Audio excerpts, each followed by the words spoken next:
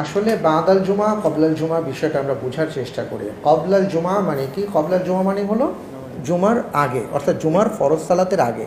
বাদাল জুমা মানে ফরজ সালাতের পরের সালাত।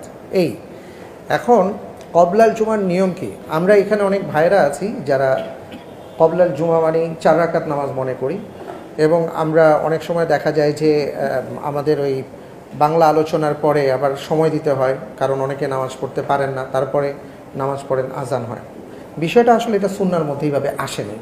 সুন্নার মধ্যে যেটা আসছে সেটা হলো আপনি মসজিদে চলে আসবেন, যতক্ষণ পর্যন্ত ইমাম সাহেবই মিম্বরে না দাঁড়াবেন ততক্ষণ পর্যন্ত আপনি 2 রাকাত করে পড়তে থাকেন। নির্ধারিত নাই। কবলাল জুমা আছে, কবলাল জুমা নামে নাই, কিন্তু কবলাল জুমা আছে। কবলাল জুমা মানে ওই যে বললাম জুমার আগে, কিন্তু যেটা নাই সেটা হলো নির্ধারিত নাই। আমরা এটাকে নির্ধারণ করে রাখছি, এটা 4 রাকাত না, 4 রাকাত না, আপনার যত মনে চায়। এখানে ইমাম সাহেব মিম্বরে দাঁড়াবার আগে 2 রাকাত করে আপনি যতটুকু সময় পান আপনি পড়েন। 2 রাকাত, 4 রাকাত, 6 রাকাত, 8 রাকাত পড়েন। হাদিস দ্বারা প্রমাণিত, হযরত আবু হুরায়রা রাদিয়াল্লাহু তাআলা আনহুর হাদিসে আসছে ব্যাপারটা। এটা হলো কবলাল জুমা, এটা নির্ধারিত না।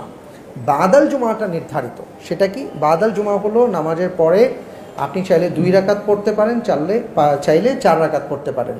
রাসূল সাল্লাল্লাহু আলাইহি ওয়াসাল্লাম কখনো নামাজের পরে উনি মসজিদেই 2 রাকাত বা 4 রাকাত পড়েছেন, অথবা বাসায় গিয়েও পড়েছেন।